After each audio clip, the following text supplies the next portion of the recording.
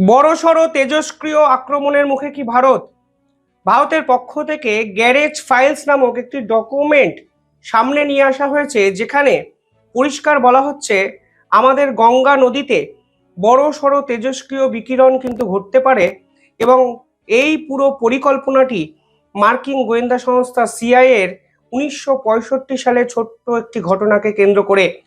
ছোট্ট ঘটনা হয়তো বললাম, কিন্তু 1965 সালে কোল্ড ওয়ার এরায় আমেরিকার সঙ্গে ভারত যৌথভাবে এমন এক পরিকল্পনা করেছিল, যার ফলস্বরূপ আজকে গঙ্গা নদী বড়সড় বিপর্যয়ের মুখে। এবং আপনারা দেখবেন দেশ বিদেশ বিভিন্ন পত্রপত্রিকায় এই পুরো বিষয়টা নিয়ে রীতিমতো চর্চা হচ্ছে। আমি ছোট্ট করে আজকে এই ভিডিওর প্রথম পর্বে আপনাদের পুরো ঘটনাটি বলবো, এবং আপনারা যদি কমেন্টে জানান, আমি ডিটেইলিং আলোচনা আপনাদের সঙ্গে এই বিষয়ে করব। এবং অত্যন্ত সিরিয়াস এবং গুরুত্বপূর্ণ একটি টপিক, ভিডিওটি শেষ অবধি দেখবেন, কোনো অবস্থাতেই স্কিপ করে যাবেন না। 1965 সাল, কোল্ড ওয়ার পর্ব। একদিকে আমেরিকা এবং একদিকে সোভিয়েত ইউনিয়ন। এই সময় চায়না হঠাৎ করে সিদ্ধান্ত নেয় যে তারা পারমাণবিক একাধিক পরীক্ষা নিরীক্ষা করবে। অর্থাৎ পারমাণবিক কর্মসূচি তারা শুরু করেছিল, এবং নিউক্লিয়ার বোম তৈরির প্রক্রিয়া 1965 সালে কিন্তু তারা তৈরি করে। এবার চীনকে থামানোর জন্য ভারতের সাহায্য প্রয়োজন ছিল আমেরিকার।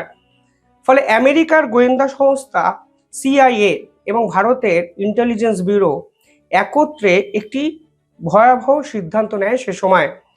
তারা ঠিক করে হিমালয়ের সর্বোচ্চ চূড়ায় একটি প্লুটোনিয়াম ডিভাইসকে তারা ইনস্টল করে দেবে। যে প্লুটোনিয়াম ডিভাইস ইনস্টল করার ফলে চায়নার পারমাণবিক এই যে পরীক্ষা নিরীক্ষাগুলো আছে তার উপর কড়া নজরদারি করা সম্ভব হবে।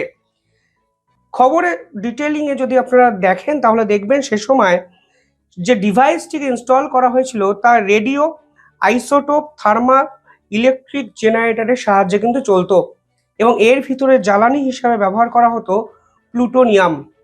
কিন্তু সেই প্লুটোনিয়াম ডিভাইস হিমালয়ের সর্বোচ্চ চূড়ায় যখন ইনস্টল করতে যাওয়া হয় বা পর্বতারোহীরা যখন যান, তখন ভয়াবহ তুষার ধসের সম্মুখীন হন পর্বতারোহীরা। ফলে সেই পার্টিকুলার ডিভাইসটি নন্দা দেবী শৃঙ্গের কাছাকাছি রেখে কিন্তু নিচে নেমে আসেন পর্বতারোহীরা। সিদ্ধান্ত নেওয়া হয় তুষার ধস যদি আপাতত যখন কমবে, তখন ফের একবার সেই ডিভাইসটি গিয়ে নন্দা দেবী শৃঙ্গ থেকে উপরের দিকে উঠিয়ে নির্দিষ্ট জায়গায় ফিট করে দেওয়া হবে। 1 বছর পর প্রায় সেখানে গিয়ে পৌঁছায় পর্বতারোহীরা, কিন্তু তন্ন তন্ন করে খোঁজার পরেও সেই নির্দিষ্ট প্লুটোনিয়াম ডিভাইসটি কিন্তু খুঁজে পাওয়া যায় না। তথ্য বলছে আরটিজি এবং প্লুটোনিয়াম যে কোর, তা কিন্তু কোনো অবস্থাতেই খুঁজে পাওয়া যায়নি সে সময়। এবং আজকে 2025 সালে এসেও সেই দুই ডিভাইস কোথায় আছে, কোন হিমবাহের সঙ্গে অ্যাটাচ হয়ে আছে, তার কোনো হদিশ মার্কিন গোয়েন্দা সংস্থা বা ভারতের কাছে কিন্তু নেই। এখন বিজ্ঞানীরা বলছেন এতদিন পর সেই প্লুটোনিয়াম ডিভাইসের হাই চান্স একটি পারমাণবিক ডিভাইসে পরিণত হয়ে যাওয়ার, এবং সেগুলো রিয়াক্টর হিসাবে কাজ শুরু করে দেওয়ার। এবং তা যদি হয়, তাহলে গঙ্গা নদীতে সরাসরি এই রকম থার্মাল রিয়াকশন তেজস্ক্রিয় পদার্থ কিন্তু মিশবে, যার ফলে 600 মিলিয়ন মানুষ রাতারাতি বিপদের মধ্যে কিন্তু পড়বেন। 1978 সালে একটি কমিশন হয়েছিল, যার নাম পারমাণবিক শক্তি কমিশন। সেখানে গঙ্গা নদীর জলকে বিভিন্ন পরীক্ষা নিরীক্ষা করে জানানো হয়েছিল যে আপাতত কোনো নদীর দূষণ কিন্তু হয়নি, অন্তত রেডিও অ্যাক্টিভিটি রিয়াকশন এখনো অবধি হয়নি।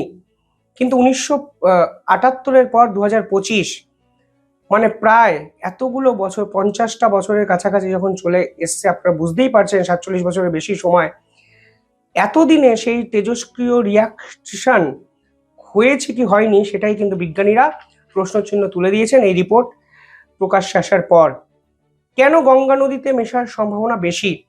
দেখুন, যেখানে এই নন্দা দেবী হিমবাহতে এই প্লুটোনিয়াম ডিভাইস ইনস্টল করা হয়েছিল, সেখান থেকে ঋষিগঙ্গা এবং ধৌলি গঙ্গার কিন্তু উৎপত্তি।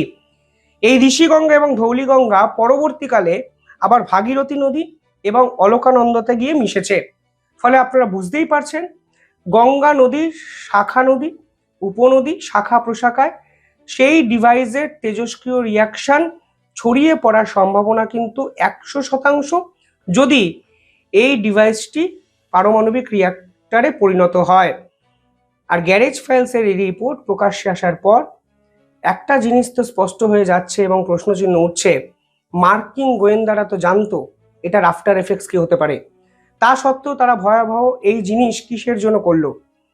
তারা চীনেরকে ম্যান মার্কিং করতে চেয়েছিল ভারতের ভূমিকে ব্যবহার করে। সে বিষয়ে ভারত তৎকালীনভাবে কোনো আপত্তি করেনি। ভারত আমেরিকার সম্পর্ক সে সময় ভালো ছিল এবং এখনো আপনারা জানেন ইন্দো প্যাসিফিকে ভারত আমেরিকা চায়নার ডমিনেন্সকে কমানোর জন্য একসঙ্গে কাজ করে। কিন্তু এতদিন পরে এসেও এই খামখেয়ালিপনা এবং উদাসীনতা মার্কিন গোয়েন্দারা কি ইচ্ছাকৃত দেখালো? কিসের জন্য সেই প্লুটোনিয়াম ডিভাইসটিকে এখনো অবধি খুঁজে বার করা গেল না বা তারা চেষ্টা করলো না? সেই প্রশ্ন তো আজকে 100% উঠবে। এবং আজকে যদি গঙ্গা নদীতে কোনো না কোনোভাবে যেভাবে হিমবাহগুলো গলতে শুরু করেছে, গ্লেসিয়ারগুলো গলতে শুরু করেছে, এই জলে যদি তেজস্ক্রিয় রিয়াক্টরগুলো মিশে যায়, 600 মিলিয়ন ভারতীয়দের ভবিষ্যতে দায়িত্ব কি আমেরিকা যুক্তরাষ্ট্র নেবে? এই প্রশ্ন তো উঠে যাবে। এই রিপোর্টের পরতে পরতে এমন কিছু কথা লেখা আছে যা শুনলে আপনার গায়ে কাঁটা দিতে পারে। ভারতীয় খুব মিডিয়া খুব বেশি এটা নিয়ে চর্চা করছে না, কিন্তু এত গুরুত্বপূর্ণ একটি টপিক আমার মনে হয় সমস্ত ভারতীয়দের জানা উচিত এবং বোঝা উচিত মার্কিন গোয়েন্দা সংস্থা কিভাবে ভারতকে বলির পাঠা করে তাদের নিজস্ব স্বার্থ সিদ্ধি করার চেষ্টা 1965 সালে করেছিল এবং আজকে যার ফলে ভারত যে কোনো মুহূর্তে বিপদে পড়তেই পারে। আপনারা কিভাবে দেখছেন পুরো বিষয়টি কমেন্টে জানাবেন।